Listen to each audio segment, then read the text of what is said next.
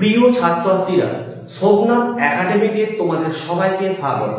রবীন্দ্র মুক্ত বিদ্যালয় থেকে তোমরা যারা মাধ্যমিক পরীক্ষা দিতে চলেছ জুন 2025, তোমাদের পরীক্ষা শুরু হচ্ছে 2025 জুনের 11 তারিখ থেকে। আশা করি প্রত্যেকে অ্যাডমিট কার্ড কিন্তু হাতে পেয়ে গেছো। তো আজকে এই ভিডিওতে থাকছে তোমাদের যে গণিত রয়েছে, গণিতের পাঠ্যগণিতের একদম বইয়ের অধ্যায় টু অধ্যায় সাজেশন।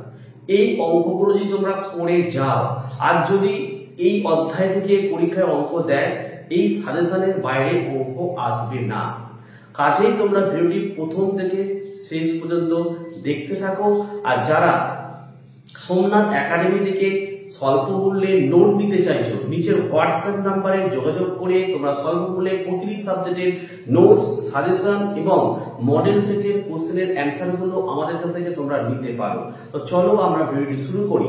তোমরা একটু বোর্ডের দিকে তাকাও। দেখো, তোমাদের পাঠ্যগণিতে মোট নম্বর থাকে কিন্তু 15। তোমাদের টোটাল নাম্বার পরীক্ষা হয় 90। এই 90 নম্বরের মধ্যে পাঠ্যগণিতে থাকবে কিন্তু তোমাদের 15 নাম্বার থাকবে, ঠিক আছে। 5 নম্বরের তোমাদের দুটো কিন্তু বড় অঙ্ক করতে হয়। সেখানে পরীক্ষায় তোমাদের 3টে অঙ্ক কিন্তু থাকবে, 3টে অঙ্ক থাকবে। 5 দুগুণে 10, দুটো অঙ্ক তোমাদেরকে করতে হবে। তোমাদের কি কি চ্যাপ্টার রয়েছে? প্রথমে দেখো, একে দেখো অনুপাত এবং সমানুপাত রয়েছে। 2 দেখো শতকরা রয়েছে। এখানে সরল আর চক্রবৃদ্ধি সূত্র, সরল সূত্র রয়েছে, চক্রবৃদ্ধি সূত্র রয়েছে। আর কি দেখবে, লাভ ক্ষতি রয়েছে। 5 দেখবে অংশীদারি কারবার রয়েছে।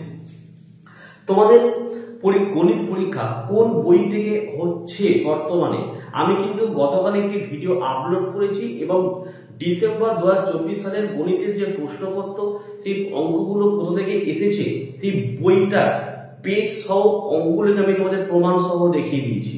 অর্থাৎ ম্যাক্সিমাম অঙ্ক তোমাদের পাঠ্য বই থেকে কিন্তু ডিসেম্বরে পরীক্ষায় এসেছে, এমনকি 2024 জুনেও কিন্তু এসেছে। তাহলে তোমাদের পাঠ্য বইয়ের যে গণিতগুলো রয়েছে, যে প্র্যাকটিস করে যাও, অঙ্ক কিন্তু কমন পেয়ে যাওয়ার চান্স রয়েছে, ঠিক আছে।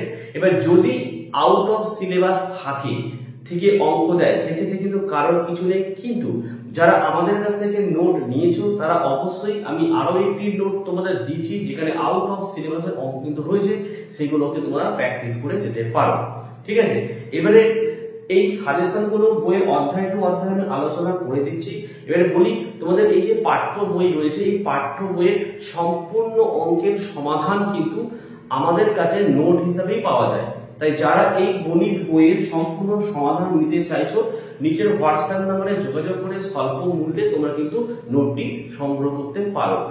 আর অবশ্যই চ্যানেলটিকে তোমরা সাবস্ক্রাইব করো এবং লাইক করো। তোমরা ভিডিও দেখো, কেউ কমেন্ট করো না, লাইক করো না, ঠিক আছে। এই জন্যই কিন্তু ভিডিও মাঝে স্টপ হয়ে যায়, কারণ তোমরা যদি পাশে না থাকো, তা কাজের জন্য আমি ভিডিও করব, তাই না? তো চলো আমরা সাজেশনটি দেখে নিই। পাটিগণিত অধ্যায় 1, পাঠগত প্রশ্ন 1.1 এবং অধ্যায়ের নাম হচ্ছে অনুপাত ও সমানুপাত। পেজ 8 দেখো, তোমরা 1.1.6 এর অঙ্কটা করবে, 1.1.7 এর অঙ্কটা করবে, 1.1.8 এর বা 1.19 এর অঙ্কটা করছো। পেজ 7 চলে আসবে, উদাহরণ 1 এবং 2 করবে। দেখবে উদাহরণের অঙ্কগুলো কিন্তু তোমাদের পাঠ্য বইতে সলভ করে দেওয়া রয়েছে। তারপর চলে আসবে সমগ্র পাঠভিত্তিক প্রশ্ন, 1.8 চলে আসবে। পেজ 20 4টে অঙ্ক করবে, 9, 10, 11, 15। তাহলে অনুপাত ও সমানুপাত থেকে এই অঙ্কগুলো ভালো করে তোমরা প্র্যাকটিস করে নেবে।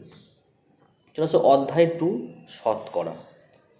এখান থেকে কোন কোন অঙ্কগুলো করবে দেখো, সমগ্র পাঠভিত্তিক প্রশ্ন 2.2, পেজ 29। এখান থেকে তোমরা করছো 7, 8, 12, 13 এবং 14। এই কটা অঙ্ক ভালোভাবে কিন্তু প্র্যাকটিস করে নেবে। চলে আসো অধ্যায় 3, সরল ও চক্রবৃদ্ধি সুদ। দেখো পেজ 61 থেকে 63। কোন কোন অঙ্কগুলো করবে, 2, 3, 6, 17, 20, 21, 23, 24, 25, ঠিক আছে। পেজ 42 উদাহরণের 14 এবং 15 নম্বর অঙ্কটা করবে। পেজ 44 উদাহরণের 18 অঙ্কটা করবে এবং পেজ 45 উদাহরণের 21 করবে। আচ্ছা, 25-এর অঙ্কটা পেজ 49-এ পাবে এবং 4 নম্বরের আরেকটি অঙ্ক আছে পেজ 59-এ পাবে।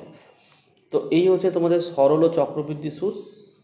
আচ্ছা, অধ্যায় 4 হচ্ছে লাভ ক্ষতি, পেজ 87 থেকে 89।